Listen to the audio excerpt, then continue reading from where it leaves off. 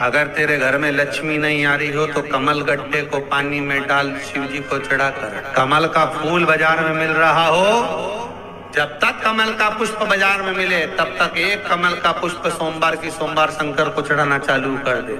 सोमवार को नहीं चढ़ाए तो प्रदोष को चढ़ा, पर शंकर की भक्ति कर। और कमल का फूल ना मिले तो कमल गट्टा पानी में डाल, उस पानी को शंकर पर चढ़ा। पर चढ़ा देख, वो कमल के पुष्प का जल, कमल का जल या कमल गट्टे का जल शंकर पर आप प्रदोष की प्रदोष, सोमवार की सोमवार। नहीं आ रही ना लक्ष्मी, पैसा नहीं आ रहा, अब आपने सब दूर माथा टेक लिया, चढ़ाना चालू करो। एक कमल गट्टा पानी में डालो, उस पानी को शिव जी को चढ़ाइए। मिल जाए कमल का फूल, जब तक मिल रहा है, अभी ठंडक में तो मिल ही जाता है। कमल का पुष्प मिले, मंगवा लिया, चढ़ा लिया। सोमवार की सोमवार, नहीं तो प्रदोष की प्रदोष चढ़ाओ। 5-6 प्रदोष करके देखो। प्रयास करना, जब जब जिस महीने में जो प्रदोष पड़ा करे, जब प्रदोष पड़े, बन सके 1 बेलपत्र, बन सके 5 बेलपत्र, शमी पत्र, हरे मूंग, हरा मूंग, बेलपत्र, कलश के अंदर थोड़ा सा पानी लेकर 1 बेलपत्र, हरा मूंग, शमी पत्र डालकर और उसमें थोड़ा सा गुड़ डालकर भगवान शिव का स्मरण कर कर प्रदोष काल में, मान लो कोई काम आपका बहुत जरूरी है, बहुत दिनों से अब थक गए हैं, नहीं हो रहा, कर्जा बढ़ रहा है, धन नहीं आ रहा, व्यापार नहीं चढ़ रहा, या कोई समस्या बहुत प्रबल है, कोई एग्जाम में बैठ रहे हो, नहीं हो रहा, परीक्षा भी दे दी है, रिजल्ट आने ही वाला है, तो भी प्रदोष काल में, प्रदोष के समय वो जल मूंग, शमी पत्र और बेलपत्र और गुड़ का शंकर के शिवलिंग को समर्पित करना प्रारंभ कर दो। 2 या 3 प्रदोष करोगे, बाबा आपकी मनोकामना शीघ्र पूर्ण कर देगा। 2 या 3 करो। रोज आप अगर शमी के पत्ते को नहीं चढ़ा सकते, महीने में 1 बार या 2 बार शमी का पत्ता शंकर के ऊपर अवश्य समर्पित करना चाहिए। क्यों?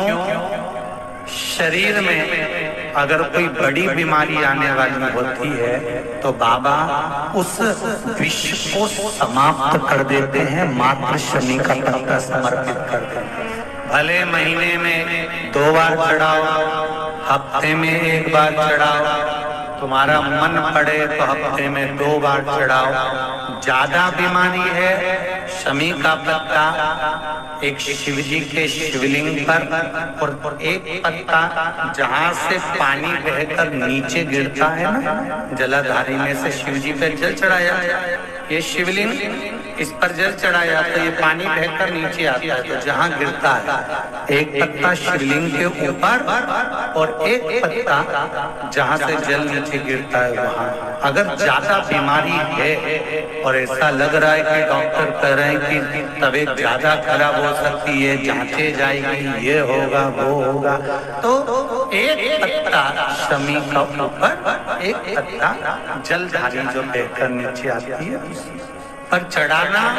शमी का पत्र रोग मुक्ति के लिए जब चढ़ाया जाता है तो भगवान शंकर का अवधूतेश्वर महादेव का नाम लेकर चढ़ाया जाता है। कौन सा महादेव?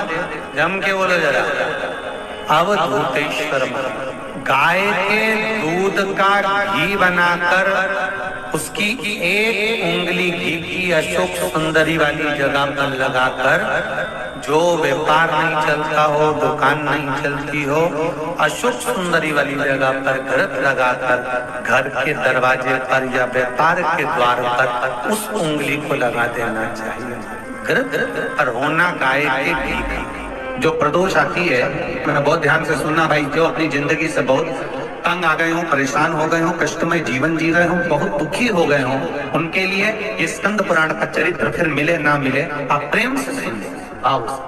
पहला प्रदोष, चाहे वो शनिचरी प्रदोष हो, चाहे रविवार की हो, सोमवार की हो, मंगल की हो, बुधवार की हो, गुरुवार की हो, शुक्रवार की हो, शनिवार की हो, कोई भी वार की हो, प्रदोष काल में शाम का समय सूर्य डूब रहा हो, बस डूबा ही हो और उस समय पर सूर्य के डूबन के तुरंत बाद बाबा को धतूरे के साथ में बेलपत्री ना चढ़ाते हुए बेलपत्री के वृक्ष के 7 कांटे बाबा के शिवलिंग पर समर्पित करे जाते हैं महाराज, अपनी जिंदगी में अड़चनों को हटाने के लिए। फिर आप जिस व्यापार में उतरे, जिस व्यवसाय में उतरे, जिस नौकरी में उतरे, आप दिल से करें, आपको तरक्की मिलेगी। आप हार नहीं सकते, नीचे नहीं आ सकते, उन्नति पर ही चढ़ेंगे। दूसरा, मध्याह्न का समय। मध्याह्न का समय दोपहर के ठीक 12 बजे, उस दिन भी धतूरे के साथ बाबा को 7 कांटे बेलपत्री के वृक्ष के समर्पित होते हैं।